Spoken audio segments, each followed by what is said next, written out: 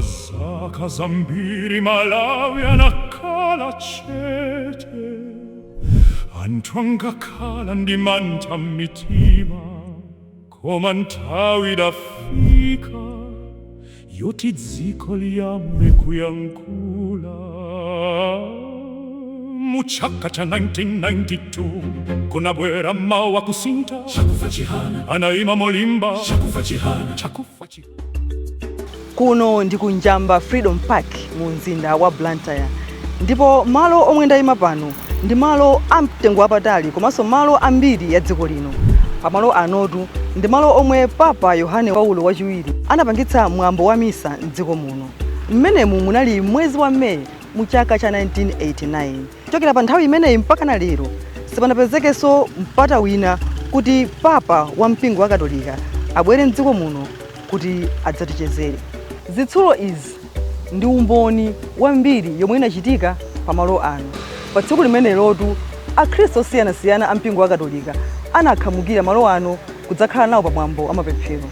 Papa Yohane Paulo wachiwiri adalalikira ndipo ulaliki wake adatsindika pa mfundo ya umodzi komanso chikhulupiriro. Kuchokera pomwe dziko la Malawi linalandira ufulu wodzilamulira pa 6 July 1964, zoona zake zinali zokuti amalawi ambiri maufulu awo ena ankaphwanyidwa. Mwachitsanzo, azimayi ngati ine sitinaloledwa kuti tingathe kuvala matrauza monga mmene ine ndavalira lero lino. Anzathu a mpingo wa mboni za Yehova ankakanizidwa kupemphera m'dziko muno. Nkhani yake inali yokuti malingana ndi zikhulupiriro zawo, anthu a mpingo wa mboni za Yehova ankakana kugula makadi a umembala wa chipani cha MCP. Ulamuliro wa demokalase wakali wa one-party system. One-party system anthu amakhala mumangika mofinyika, samakhala mumasuka ayi, samabwera ntchito zawo mumasuka ayi, ngakhale mukaendebe kapempherebe kayankhulidwe. Zikusiyana ndithu one-party system. Demokalase ya sono ili kuti nayo muno Malawi imene akakatiza anthu kuyankhula ndi anthu kuyenda kupemphera kugwira ntchito kusiyana kwambiri. Timavala matrauza amene tingavalire monga azimayi. Lero kuona kuti ufulu wondo wabwino komanso kupitirira. Tsogoloso limene ndikulona pano likutakuona kuti tsogolo limene likubwera kutsogolo kwa ana amene otenawo akhala otukuka kuposeranso nyengo imene ife tadusira. Chipani cha chimene chinalipo nthawi imene chimashuka kwambiri ndi nkhanza zache monga amapezeka kuti anthu amakakamiza kupita ku msonkhano ngakhale iwo asakufuna. Komanso akapezeka kuti munthu akudana naye ngati kunaiso kagulu kena kamene kapeza kuti kamayenda ndi chipani imenecho, akapeza kuti munthu akudana naye amatha kumugwira, kummanga, kumpanga china chilichonse chimene akufuna popanda munthu woyankhula. Malo ano kalero ankatchulidwa kuti kwacha International Conference Center, komwe kunkachitika misonkhano yosiyanasiyana. Koma lero amenewa ndi maofesi a nyumba yofalitsira nkhani ya Malawi Broadcasting Corporation MBC. Pa 17 May 1983 malo ano kunachitika msonkhano wapaderadera umene atsogoleri a chipani cha Malawi Congress Party adasonkhana kuti akonzekere zisankho za phungu. Tsikulo atsogoleriwo amayembekezera a Dick Matenje amene adali mlembi wamkulu wa chipanicho kuti atambasule za ndondomeko ya chisankho cha phungu a nyumba ya malamulo. Koma amatenje sadafike kuno. Iwo adamangidwa akuchokera ku nyumba ya malamulo kuzomba limodzi ndi a Aaron Kadama, Atwai Busangala ndi a David Chiwanga. Usiku wa pa 17 ndi 18 May anayiwa adaphedwa kuthambani mboma la Mwanza kamba kodzudzula zolakwika zimene zinkachitika mu ulamuliro wa chipani chimodzi. Augustine Chiwanga ndi mwana wachiwiri wa a David Chiwanga omwe adali phungu walira la kummawa kwa boma la Chikwawa. Nthawi imene bambo awo adaphedwa, iwowa adali mu form 3 ku Blantyre Secondary School ndipo adawaona bambo awo komaliza pa 17 May pomwe adakawasiya ku skulu, iwowo nkumalowera kuzomba. Kubano bodziwa kuti akuzatenga wanda ansembe sitinayembekezere kuti coffin imene inali ya bambo kuti akagona mu bambo athu. Bodziwa kuti wadali ansembe mumuzi wa mutaka kawa nsembe amakhala kuti akuthandizira anthu mbali zosiyana-siyana. Ndinangoti amene nkuteka amathandiza ena kusakulira coffin ndi apezeraponso mwauza kutenga ife matira kumuzi. Tinangotengera pamene pachapo nyamuka anangotuza kuti basa amatiyeni tichipita kumuzi kufunika. Bambo asanatifotokozere chilichonse anti ndi mmene timadziwira bambo mangu analonera kuti anali ngati family friend, family priest, because bambo wathu anali katolika, ife ndifa katolika, amacheza nawo kwambiri, mmene amachezeranso ndi ansembe ena akuchikwawa komanso abishop amkhono. Komano tinangodabwano kuti sitinakhale momasuka kugalimoto mukaendereko mmene timakhalira masiku onse, koma sikuti zinali zoti tinazichitira ngati kuziona ngati chinthu choti chitizidisitiriya. Komano tinangodabwa ano titanyamuka kumapita kuchikwawa kuyenda, titafika kuchikwawa kucha tikudusa pa bridge, pakamuzi bridge pamakhala road block, pamakhala road block nthawi zonse. Anayimika galimoto ija andidatengapo nthawi, komanso ndazaona kuti panali ngati altercations between bambo ndi apolisi amene ali pamenepo. Lero patapita kanthawi magalimoto ena ankadusa ndi chuma iye adayimika kaye, kena kuno pamene amatitsegulira kumapita. Koma panali chifukwa ngati kusempha chichewa pakati pa bambo mango ndi apolisi amene amachita mani road block pa bridge. Komano tinakhala lino tadzidzimula kwambiri, tafika no kunyumba, tangofika galimoto tinaona kuti kuli anthu ambiri akudira. Kenako basi tatsika pamene achibale namabwera kuzatigwira kumatiusa kuti bambo ano. Chinali chikuchitira kuti chosamvetsetseka, koma it was like kungokhala kuti anthu basi tapalalikano akuli chikuchitika ndi chani. And chinali chonena kuti sinazikhulupirira ngasi bambo tali nawo nakatisiya ku sukulu masiku ochepa apitawo ndikumamva kuti amalira. Isali zinthu zovuta kwambiri kuti tingasimvetsetse kuti sinachikhulupirire, it didn't sink in. Matinaona kuwavimba mucha kusawa pasire mwenye kuisa kuti agoneka pa matresi afunika mablanketi.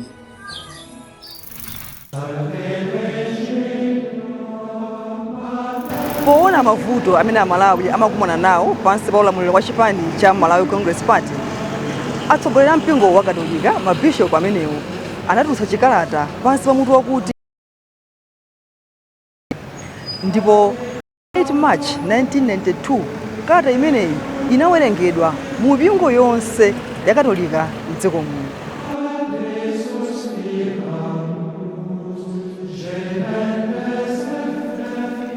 Muchikalatacho mabishopuwo adatambasula zolakwika ndipo adanenetsa kuti ufulu wa chibadwidwe wa anthu onse ukuyenera kulemekezedwa.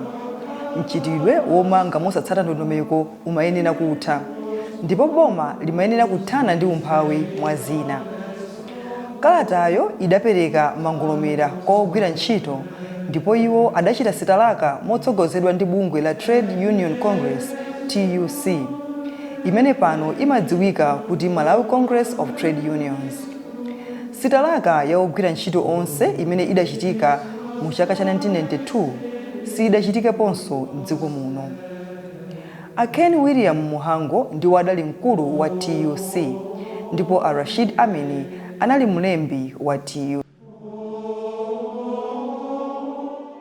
The pressure, the real strict pressure was that now economically Malawi was being strangled. Okay, but looking at Kamuzu, the way he was so cunning that he never was leading to all those things.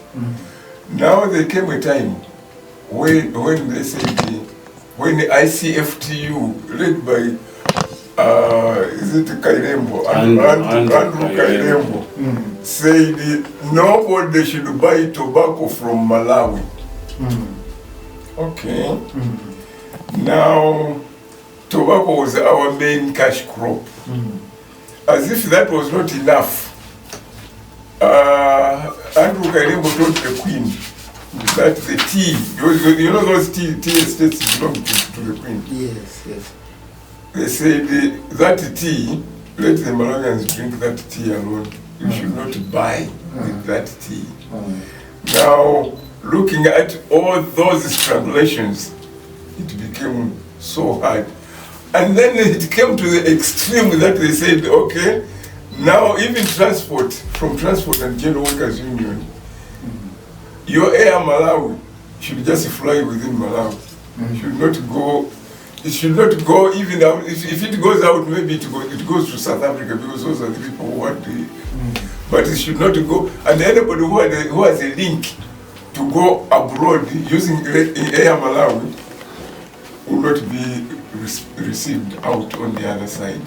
So that was now too extreme. What has no, let's go for a referendum. So that's how the referendum came into being, because all those things now started squeezing the economy in the country, and then it was it became so bad that it was unsustainable. I had a strategy to me is a document which were called by then government seditious. Ma document akabwera ife tinali busy kutumiza ma companies. Trade union was busy that time kuchita distribute ma companies, and one key company that got 100% involved was David White. Yenaso inali companies ngati muchayamba munali and also kuuliza like ma fridges and so on. So makarata kupasidwa then ma bishop nawe so it fit kuti zinthu izapa zafika poipa. Nawonso omenyera ufulu wa anthu monga Aundule Makasungula adali kalikiliki kumenya nkhondo kuti zinthu zisinthe. Mwina munthu ukafuna kupanga china chozokhala ndi chidwe chofuna kutenga nawo mbali pa chinthucho. So kwambiri chimene chinandipangisa ndingane uli passion ya funa kubweretsa human dignity komanso justice mudziko.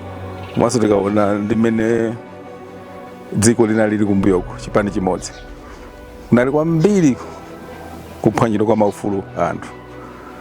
Ndeno maganizo anga ndi anzanga ndagaza kuti mtenda titenge nawo mbali.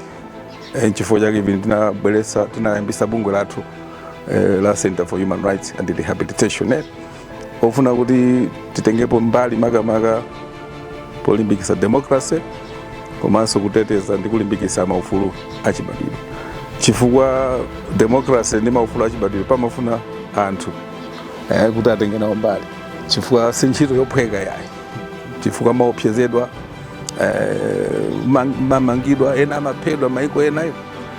Nde kwa ine ndazi zanga naona kuti pofunika kuti democracy yathu iyi tiyiteteze tena titenge nawo mbali. Chifukwa chake mwina timaoneka kwambiri kunkhaniza maufulu achibadwidwe komanso ulamuliro wabwino.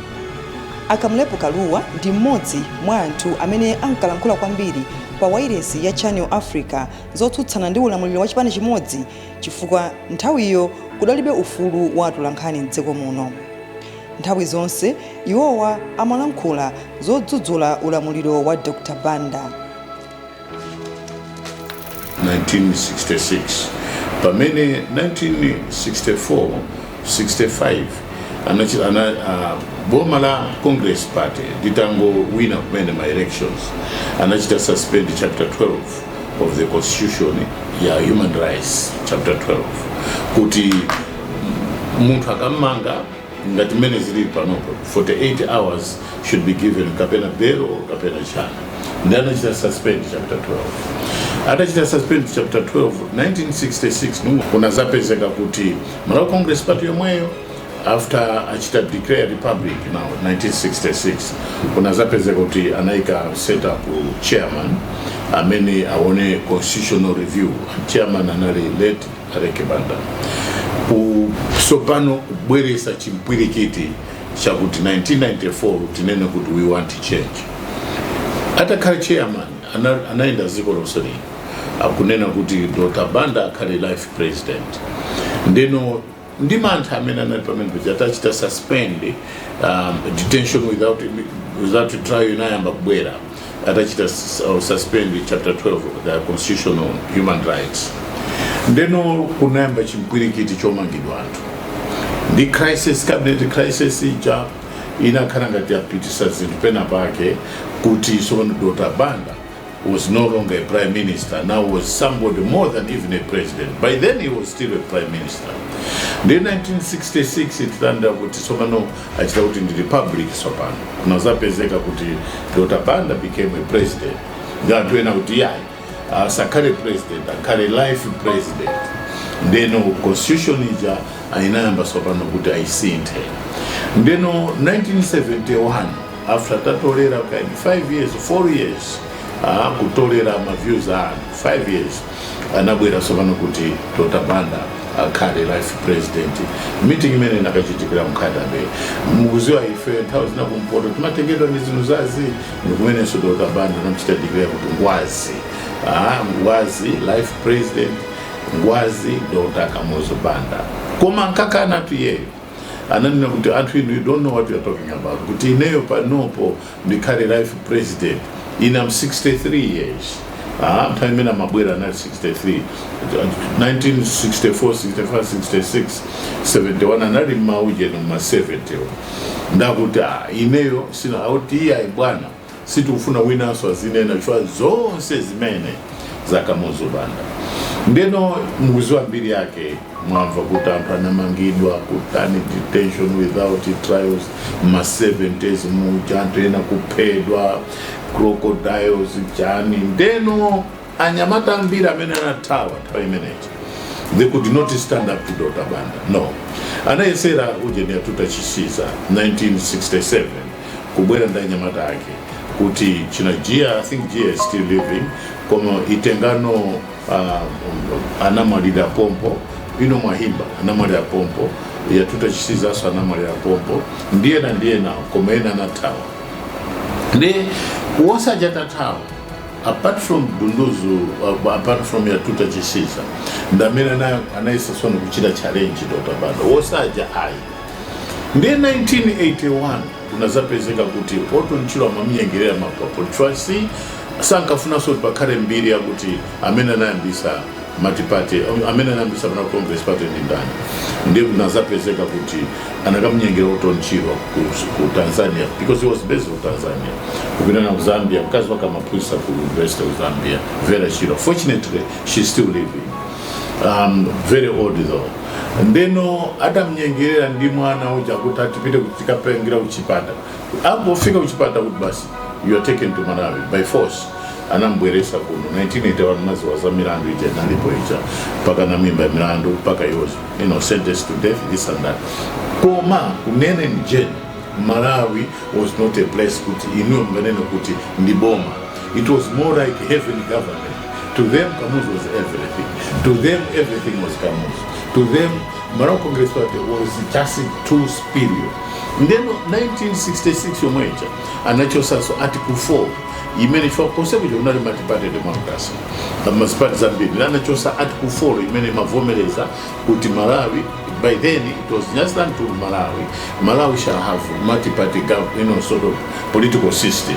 Anachosa article 4 kuchosera to suspend that article 4 the article 4 ija so ifeyo titaona kuti zinthu sizikuenda bwino for alias panali bomchita challenge Dr. Banda panalibe. If we are young by then tinachita organize a group in South Africa. Tachita group china Shaire Kondowe, china Unandi Banda, china Robert Kembo, ino tinala mbiri unandi banda nalimene momo Peter Kings Simwaka nalimene momo Rumwira nalimene momo Akumanki Bay nalimene momo Marikebo mwana wa the famous Marikebo was with us in South Africa. Nelson nalimene popo Kanyongoro Frank Kanyongoro, he was there, the elder brother of the father of H. Kanyongoro osaje tinali nawo ndeno tinachira form and Zoro Mshisha, unfortunately he also joined us late Zoro Mshisha. Ndeno tinachita form a group called Malawi Democratic Party in South Africa. Imene nachita challenge Dr. Banda, then tinachita organize my meetings ku Zambia. Ndipamene sono ku Zambia kuja mumvesa apapa is very critical. In addition to conducting up down Norway, Tinakate Nujina Anatuza, we cannot fund you as a political party, but we can fund as a grouping. Yabutimkashte and Zan seminar of exile, so we know that a number of them they're in exile.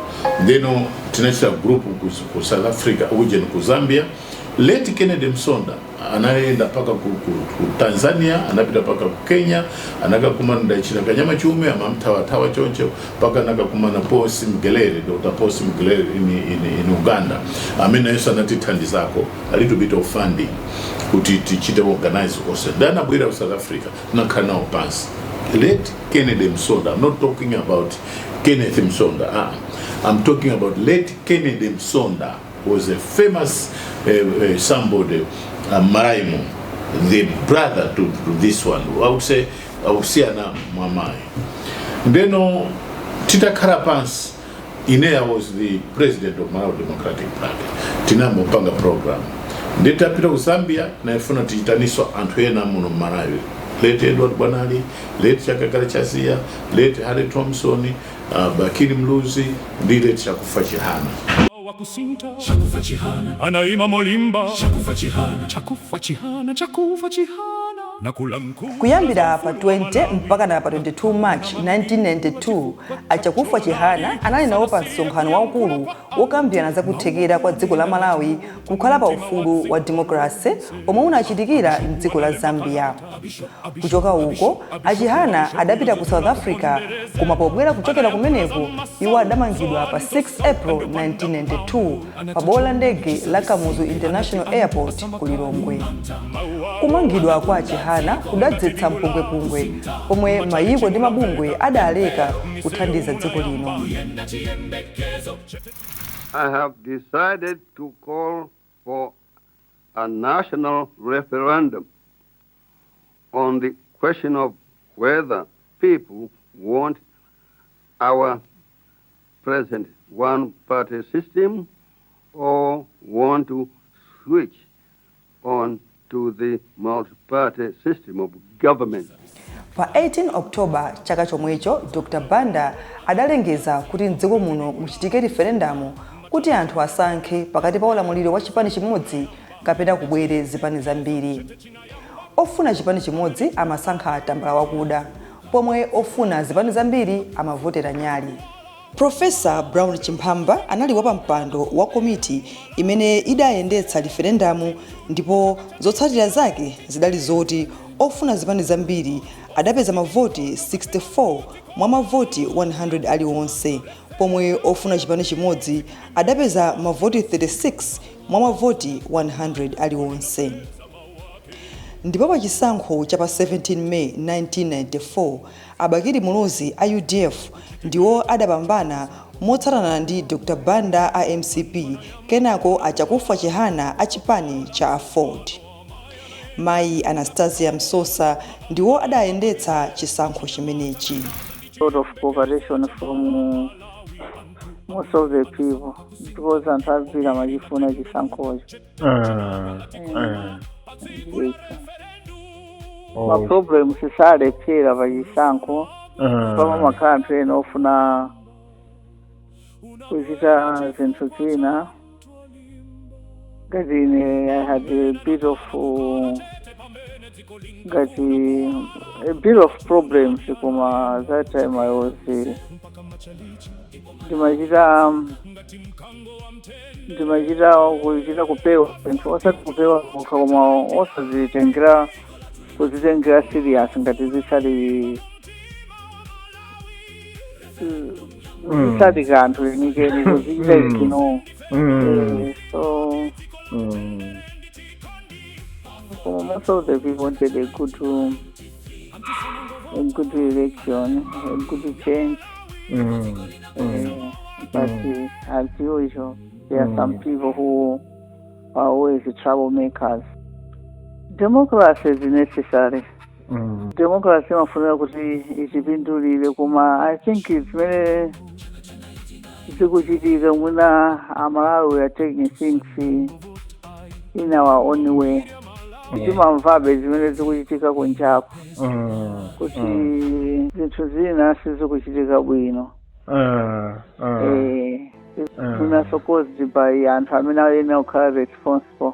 They are not responsible. They do certain things zoti anthu amadabwa nazo kuti koma zimenezi zitipindulira kapena yayi. Mwatani amatipate ndikutsutsa pano poyera ngwazi mulungu ndi mboni kumwamba ngati wino amatipate angane kuti matipati si nkhondo aunamisa vana ng'onang'ono.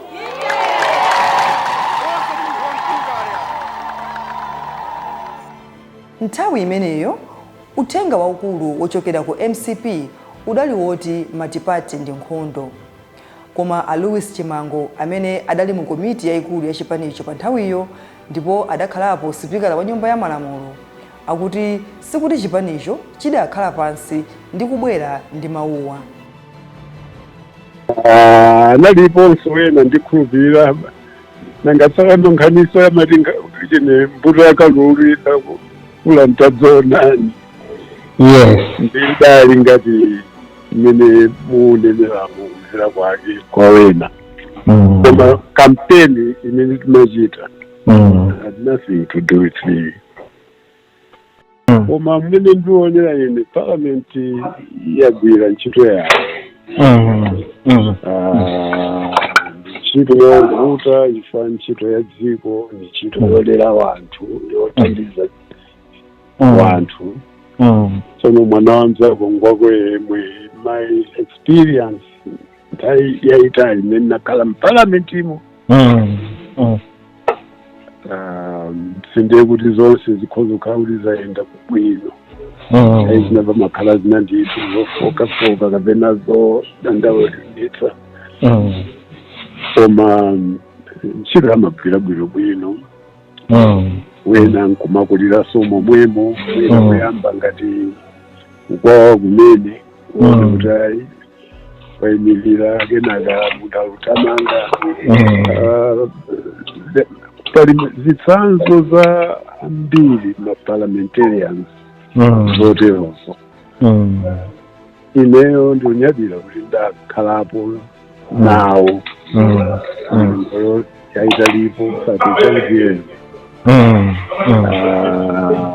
Komanso ndikuvomera kuti gule aba jaja ndionere ngati ena atati jaja tenditivomereso kuti hayi mwina ndimene akuonera from inside. I think that give and take we did our part there, and I think they are continuing to do their part. But also I think we have to continue learning all the time. The spirit should be to do better and not to go backwards, because again that's not an option. The people decided and we move on. Mpando wa mlembi wamkulu wa chipani cha MCP unali wovuta kwambiri chifukwa unali wotsatira kwa kamuzu pandale. Albert Muwalo Ng'omayo anali mlembi kuyambira mu 1973 mpaka na 1976 adanyongedwa mchaka cha 1977. Koma Abakiri Muluzi omwe adakhala pa mpandowu kuyambira mu 1976 adachoka okha mu 1981 kukachita business. Adik Matenje omwe adalowa m'malo mwawo adaphedwa ali pa mpandowu mu 1983. Tika referendamu Amuluzi ndiwo adapambana pa chisankho choyamba cha matipati chomwe chidachitika pa 17 May 1994. iwowa adalamula dziko lino kwa zaka 10 zotsatirazo, kenako padalowa Apingu wa Mutharika. Mayi Joyce Banda adatenga mpandowu a Mutharika atamwalira mwadzidzidzi mu April 2012, ndipo adatsatana ndi Peter Mutharika mu 2014. Mu chaka cha 2020 a Lazarus Chakwera ndiwo adatenga mpandowu, pomwe a Peter Mutharika adabwereranso pa 16 September 2025. The 14th of June 1993 is when Malawi rejected the one-party state and voted for a multi-party system of government. Now, to answer your question, it is true that I was elected in 1994, which was the first democratic elections in this country, and served for 5 years. And in 1999, I was re-elected as president of this country. Just to answer your question, I want to thank God that I was able to come out of that system alive. And I would like to underline the word alive. When you consider that the late Mualo and the late Dikamatenge were killed, and these were really senior people in the Black Congress Party. So I really thank God for that. It was also very important for me to mention and to tell you that it was after the 3 ministers and the member of parliament were killed in 1983 that I and my colleagues came out and said Malawi needed democracy. Malawi needed a system of government where people would be free. And we formed an underground movement to which I was elected the chair. So that's but it was a very, very difficult time. I left in 1981. That's the year I resigned and went into my private business.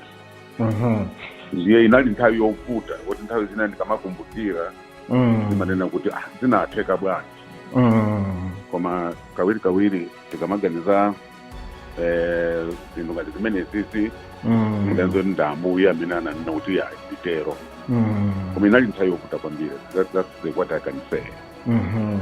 Yes. Koma monga akufotokozera kandaulo wa zachuma yemwenso ndi mtsogoleri wa chipani cha UTM party adalitso kabambe, demokalase payokha singaphule kanthu chifukwa chuma nacho chimayenera chidziyenda bwino. Ndiye mmene amalowa pa mpando His Excellency Dr. Bakiri Mulozi economically anapeza zazikulu zitatu zovunda. Choyamba ndiye ndafotokoza kale, anapeza one of the greatest misalignment in the exchange rate. Chachiwiri anapeza kuti panali makampani ambiri sick parastatus anapanga malosses osiyana. Chachitatu anapeza mitengo ya pa market isakupanga reflect the right prices on the market. Chotsirizira chimana apeza iwo acha chinachiona kuti boma la Malawi linali ndi zingongole zonse za masewera. Ndiye amayenera kuti apange navigate economically ndi mavuto amenewo kuti zingongole ndazipezase 250% of GDP ndipanganaso bwanji, kuti nanga misalignment in the exchange rate ndipanganayo bwanji, nanga mavuto ama company awawa ndipanganayo bwanji. Ndiye mudzi kuti pajana zapanga set up privatization commission ndicho linga choti makampani ambiri amene sizikuyendawo aunike agulitse privatizing them. Mukumbukira mu 1994 boma linapanga correct the misalignment in the exchange rate framework imene angagwisa ntchito angwazi yopanga fixed exchange rate adaisintha ndikupanga liberalize the exchange rate. Ndiye amene anapanga liberalize exchange rate literally 1 year kwacha nachoka pa 1 kwacha equals $1 to 15 kwacha equals $1 within 1 year. By just doing that and correcting mitengo ina yonse imene aliyola kuika mu economy, zinapezeka kuti inflation in 1994-95 inapanga shoot up to 95%, the greatest ever in the history of Malawi. kuti inflation inapanga shoot up, koma inapanga shoot up because of the correction of the prices in the economy, komanso correction of the exchange rate imene inachitika 1994. Ndiye makampani akuagulitsa apanga correct the misalignment in the exchange rate, komanso akulimbana ndi ngongole zazikulu. Ndiye kuti makangati tikuyene turbulent situation all the way mpaka na 2004. Ndiye mmene amabwera His Excellency the late Professor Ngwazi Bingwa Mtarika. Mmene abwera nthawi imeneyi nkuti ngongole zidakali konkuja, zidakali mmene zidalili muchi. Koma zinazi zakonzedwako pang'ono. Makampani aja amene anali osachita bwino aja agulitsa apanga chani, komanso mitengo ina ipanga correct ndi zina zotero, koma ngongole zidakali zonse mmene zinalili. So what happened in 2004 was really kuti Angwazi Professor Bingwa Mtarika nthawi imeneyi adachitika mwayi waukulu akulamboma chaka choyambirira chomwecho ngongole zimja zakhululukidwa zimene His Excellency Dr. Bakiri Muzi amalimba na kuwapemphazo kuti tikhululukeni ngongole ndizo seja zopezako zikukhululukidwa iwacho kapampando pabwera Angwazi Professor Mtarika na Bingwa Mtarika ndi ngongole zosezija zakhululukidwa. Mudziwe kuti between 1964 mwachitsanzo 1964 to 1992 Angwazi adatenga ngongole ku World Bank kokha about $10 billion. Imana amangira ma ATT, ma RDPs, ma university, ma secondary school, ma primary models, zipata zosezija misel anatenga $10 billion ku World Bank. Imana amangira zosezija ndiye pano ngongole ija yakhululukidwa. Ndiye mmene yakhululukidwa, we are back down to this economy pakatipa taisakaza. Mu 1994 Malawi kwacha equals $1. Lero sikudziwika the true value of Malawi kwacha ndi chani. Ili kuma 1000 chakuti. Official at 1700, parallel at 4000 chakuti. Sikudziwika what is the correct price of the Malawi kwacha between just this period. From 1994 to now, timati tikamaliza ku university, ife timamaliza ku university, timapeza kuti ntchito linazo 4 or 5. Ana lero akukanika kupeza masukulu, kupeza ntchito. Ngakhale maphunziro athu anali omvera adukoza kuphunzira bwino all the way to university osavutikira.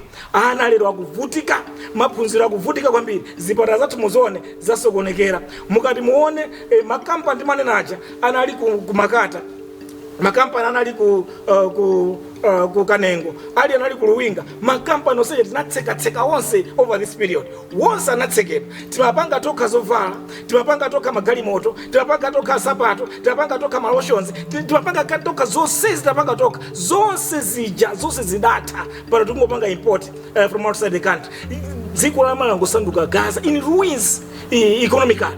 Muona kuti kakhale chilengedwe nthawi imeneyi kunali ma forestry chief officers and so forth akulapo kuichira forestry amasamalira kandi achira michiru achi kandi bangwe kandi ndirande sochi mababiliyana onse mungafotokoze chikangawa ndi zanzotero zimasamalira bwino nthawi imeneyi chilengedwe chimasamalidwa.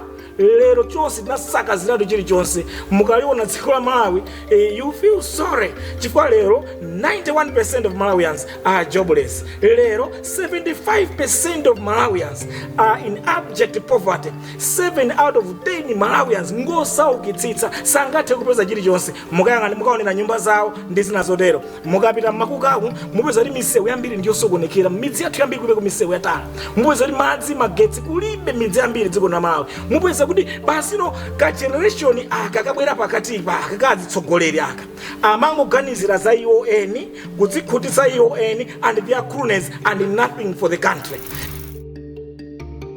Pamene zaka 33 zatha kuchokera pomwe Amalawi adavotera kuti mdziko muno mukhale ulamuliro wa zipani zambiri, kodi zimene Amalawi ankayembekezera zakwaniritsidwa? Kwa zaka zambiri Malawi anakhala chete, anthu angakhala ndi mantha m'mitima, koma nthawi idafika yoti dziko liyambe kuyankhula. Mu chaka cha 1992 kunabwera mawu akusintha, chakufa chihana anayima molimba, chakufa chihana na kulankhula za ufulu wa Malawi gakale na mangidu achifukwa chachonadi sana siye kuyankula kwa antu maua ke anayenda ngati moto mumtima wa dziko lonse. Abishopu analemba kalata abishopu yozuzula kuponderezedwa anayankula za masau so anto sauka ndio panda mpambu anatichona ni chisabisike anati antu asamakali lumanta mauao anagunda dziko ngati bingula kusinta machalichi munamveka pempero miseu munayamba kuyenda chiyembekezo chete chinayamba kubwa pamene chonadi chinatuluka dziko lonse linayamba kutsuka kati kuwala kwa mawa mbeu ya kusinta inayamba kumera mu Malawi monse pa 14 June mu chaka cha 1993 atula na imangati dziko limodzi osati